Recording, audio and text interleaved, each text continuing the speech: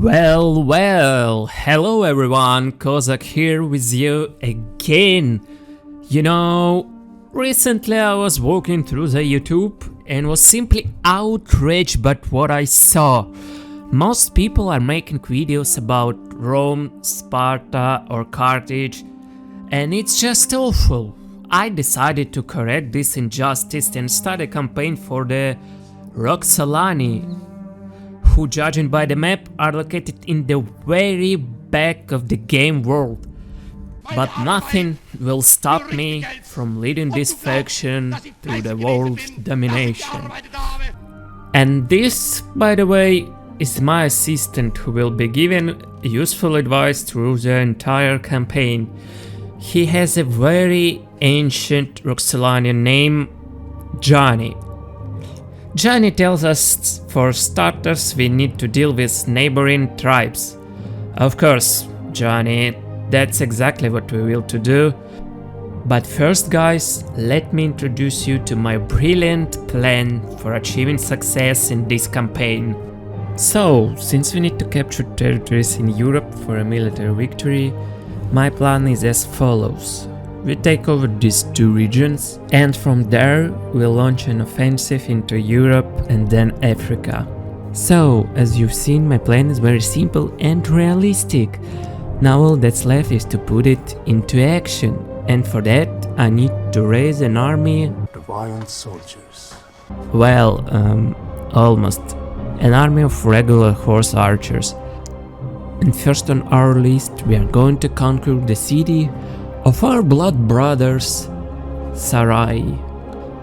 So, I raised an army and we're taking the city of Sarai.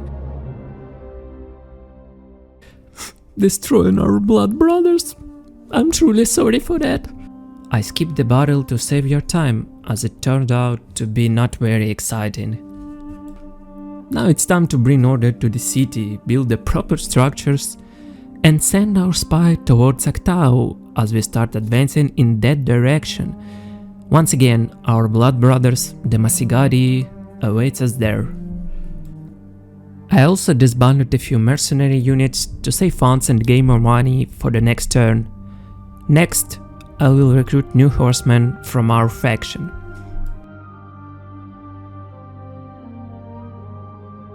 So, I continue recruiting my army and moving the spy towards Aktau. Let's see what's there.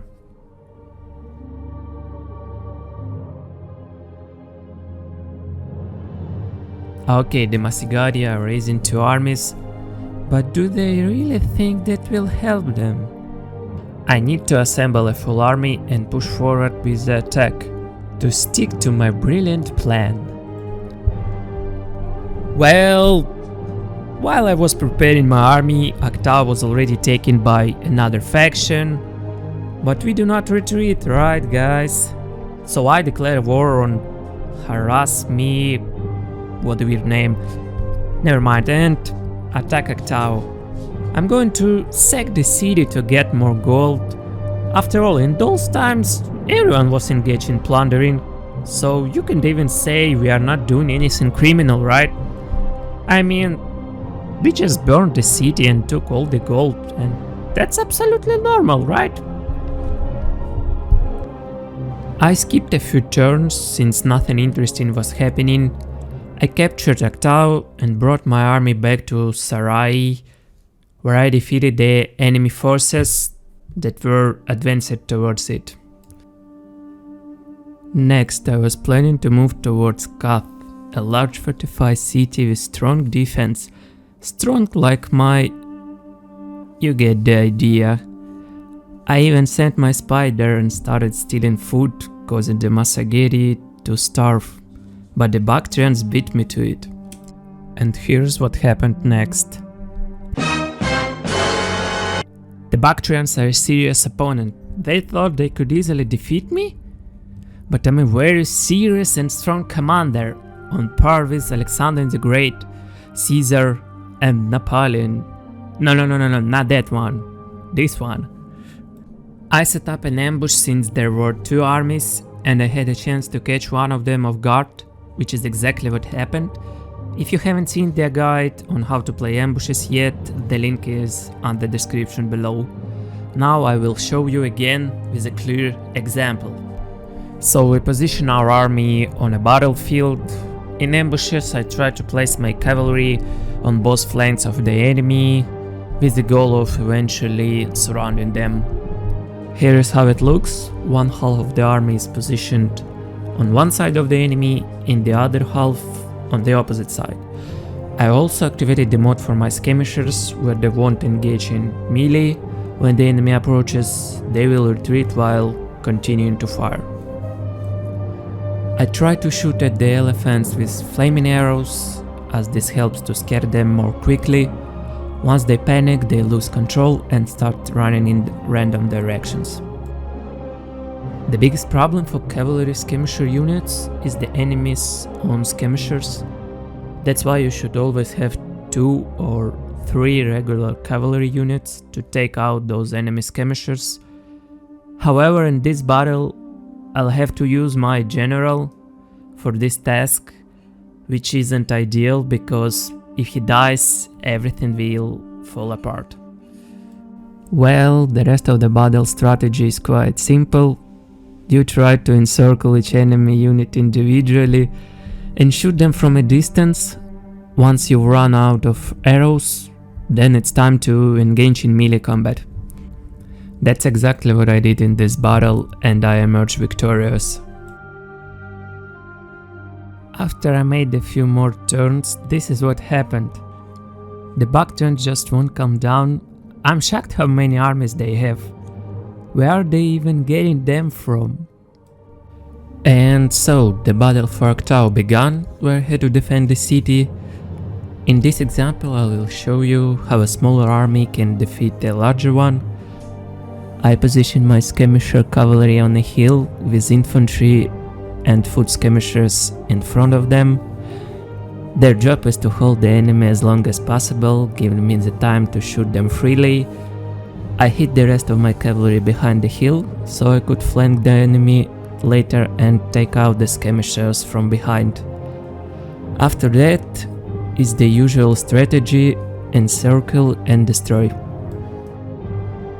As you can see, they're starting to swarm toward the center square, like mice to cheese, like mosquitoes to light. Pretty much the same way I pushed through to the bar on a Friday night.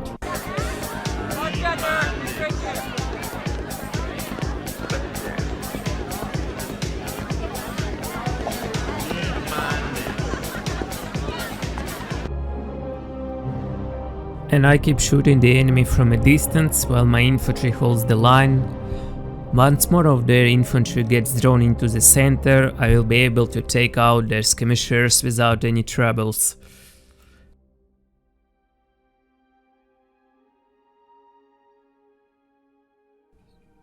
As you can see, most of my infantry is already dead. We will always remember you, lads. Meanwhile, the enemy skirmishers are left unprotected, and I'm moving my cavalry towards them.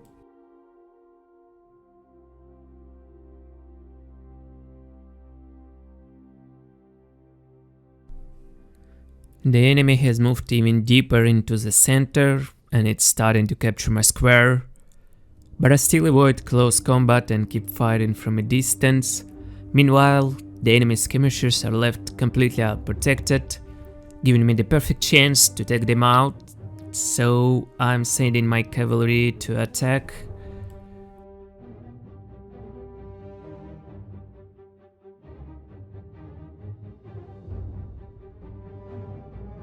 And with that, the battle is pretty much over. All that's left is the easy part, shooting everyone in the back and finishing off those who are fleeing the battlefield.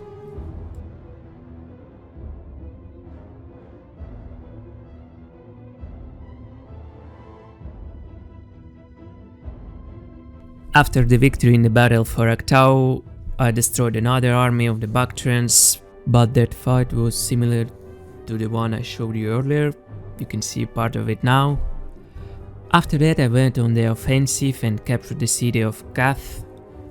What happened next we'll find out in the next video. leave your comments below about what you think of this kind of videos. Of course, give it a like and see you in next one.